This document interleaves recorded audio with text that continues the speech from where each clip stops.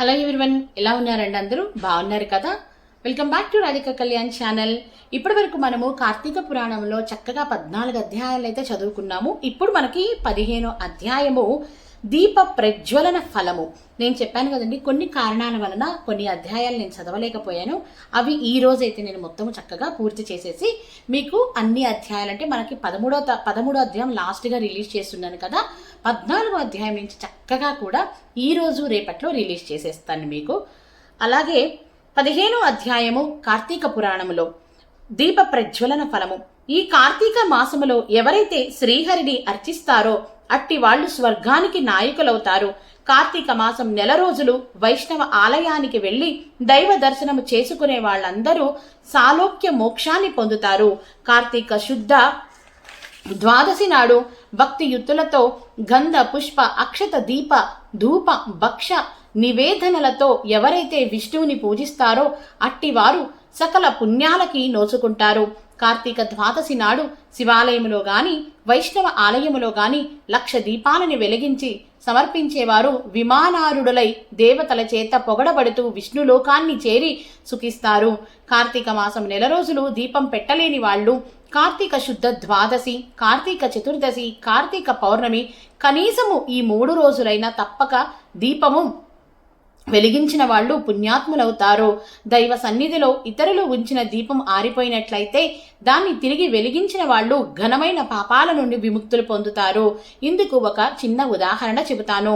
దివ్య పురుషుడు అయిన మూషికము. మూషికం అంటే తెలుసు కదండి, ఎలుక. పూర్వము సరస్వతీ నదీ తీరములో చాలా కాలముగా పూజా పునస్కారాలు లేక శిథిలమైపోయిన విష్ణు ఆలయము ఉండేది.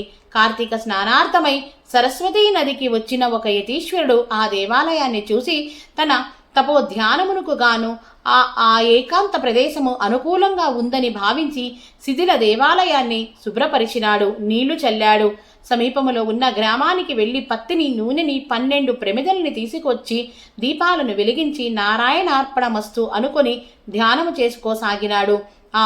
ఆ మునీశ్వరుడు ప్రతిరోజు ఈ విధముగా చేస్తూ ఉండగా కార్తీక శుద్ధ ద్వాదశి నాడు రాత్రి ఎక్కడ ఆహారం దొరకకపోవటం వలన ఆకలితో అలమటించి పోతున్న ఎలుక ఒకటి ఆ ఆలయంలోనికి వచ్చింది.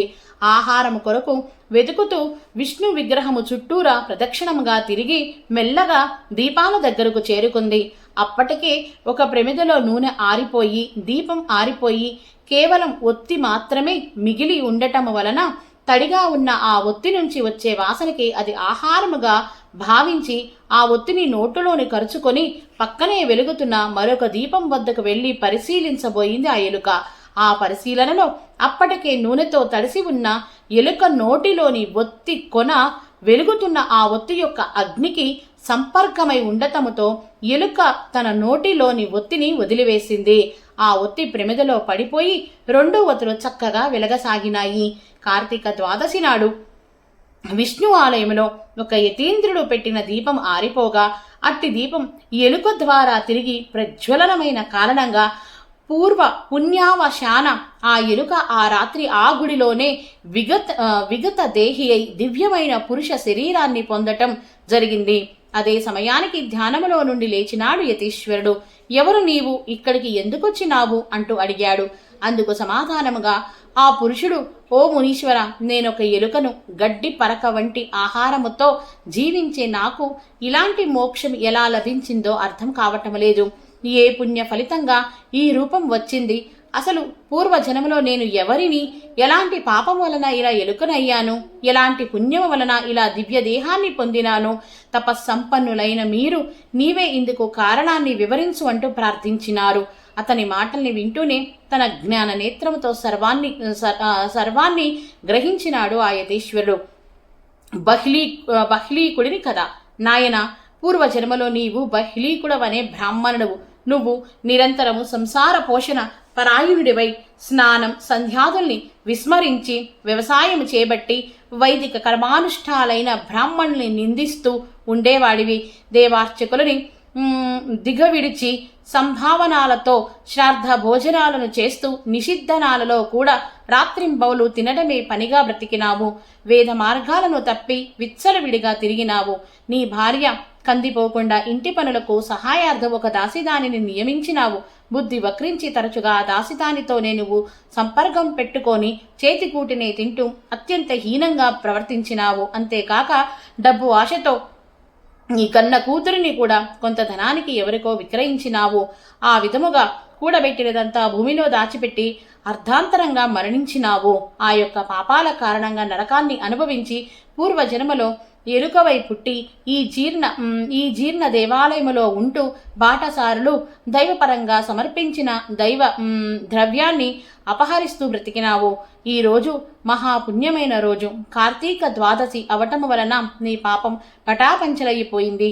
విష్ణు సన్నిధిలో నీ పాపం పోయింది, ఎలుక రూపము పోయి నరరూపం సిద్ధించింది అని చెప్పినాడు యతి. తను చెప్పినదంతా విని తన గత జన్మ పాపాలని తలపోస్తూ పశ్చాత్తాపం చెందినాడు ఆ పురుషుడు. మరుసటి రోజు సరస్వతీ నదిలో ప్రాతః స్నానాన్ని ఆచరించి ఆ పుణ్యఫలం వలన వివేకవంతుడై బ్రతికినంత కాలము ప్రతి సంవత్సరము కార్తీక వ్రతాచారణ తర్పణుడై ప్రవర్తిల్లి మోక్షాన్ని పొందినాడు. కాబట్టి కార్తీక శుద్ధ ద్వాదశి నాడు స్నానం, దాన, పూజ, దీపమాలార్పణాది కాలాన్ని ఆచరించిన వాడు శ్రీహరికి అత్యంత ప్రీతిపాత్రుడు అవుతాడు. పాప విముక్తుడై సాయుధ్య పదాన్ని పొందుతాడు అని చెప్పినాడు వశిష్ఠ మహర్షి. 15వ అధ్యాయము సమాప్తము. కార్తీక పురాణంలో 15వ అధ్యాయము సమాప్తము. నమస్కారం అండి. ఓం నమః శివాయ. ఓం నారాయణాయ. ఓం గోవిందాయ నమః.